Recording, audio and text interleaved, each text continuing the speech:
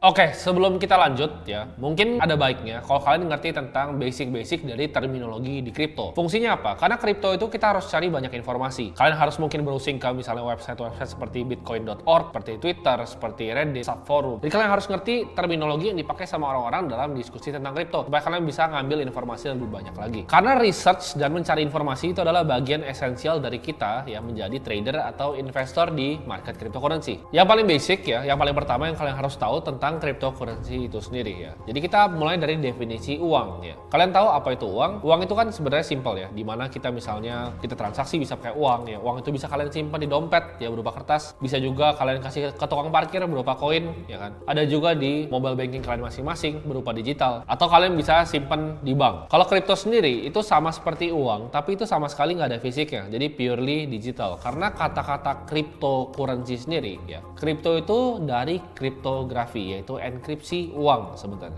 Cara kalian bisa akses cryptocurrency kalian ini ya kan. Kita kan udah banyak dengar tadi soal blockchain dan lain-lain. Gimana caranya? Yaitu melewati metode yang namanya private dan juga public key. Nah, di sini gue mau contohin sederhana ya. Jadi kalau misalnya kalian mau storing cryptocurrency, mau simpan cryptocurrency itu bisa berbagai macam. Ada yang sifatnya hot wallet, ya kan? Ada juga yang cold wallet. Kalian bisa pakai Ledger, bisa pakai Trezor, ya kan? Tapi di sini gue mau contohin pakai Blue Wallet ya, untuk kita bisa bikin walletnya Bitcoin.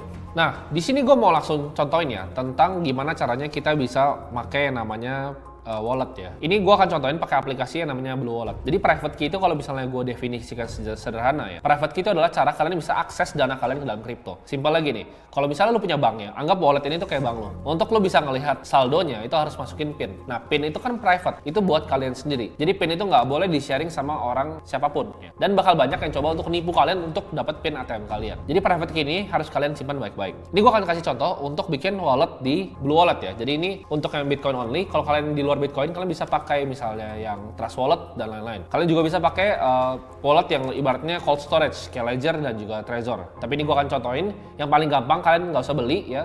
Kalian tinggal download aplikasinya dan ini aman. Ini non-custodial wallet, ada di App Store dan Play Store. Dan gratis juga ya. Jadi kalian tinggal di sini pencet add wallet. Di sini ada tiga kan, ada Bitcoin, Lightning, ada Vault ya. Jadi gue akan coba pakai Bitcoin wallet. Jadi kita akan bikin wallet pertama kita. Di sini kita pencet create. Ini walletnya gue nggak akan pakai. Kenapa? Karena private key-nya kalian udah tahu ya. Private key-nya kalian udah tahu. Jadi private key itu adalah 12 kata yang biasa dikasih sama wallet kalian. Jadi di sini kan tulis wallet has been created. 12 kata ini kalian harus catat di kertas. Kenapa di kertas? Kenapa nggak digital? Karena kalau handphone kalian misalnya kalian service, orang bisa lihat private key kalian ini habis kalian. Karena dia langsung bisa akses ke kripto kalian semuanya. Jadi yang ini ibaratnya udah kayak PIN ATM kalian 12 kata ini. Jadi simpan di kertas, dicatat dan disimpan baik-baik. Jangan pernah di screenshot, jangan pernah di sharing ke orang-orang. Begitu udah kalian tulis ya, kalian pencet OK, wrote it down, udah jadi wallet kalian. Sesimpel itu. Jadi kalian udah punya wallet baru. Nah, di sini kita bisa lihat nih, kita mau receive ya kan. Yes, I have di sini. Kalian lihat kan, ini ada QR nih di sini. Kalian bisa lihat QR ini. Kalau ini yang kalian bisa lihat address ini, kalian mau terima koin, itu pakai yang namanya public key. Jadi yang tadi yang 12 kata itu adalah private key kalian. Sedangkan public key itu adalah untuk kalian bisa menerima kripto. Nah, jadi kalau misalnya kalian mungkin lihat ada donasi, misalnya kemarin perang Ukraina Rusia itu kan ada donasi pakai Bitcoin ya kan. Ada misalnya BC1QZ segala macam. Itu adalah public key-nya. Public key nggak apa-apa lu share. Misalnya gue share public key ini ya, kalian misal transfer ke sini, dapat kripto kalian ke gue. Ini nggak apa-apa kalian share public key.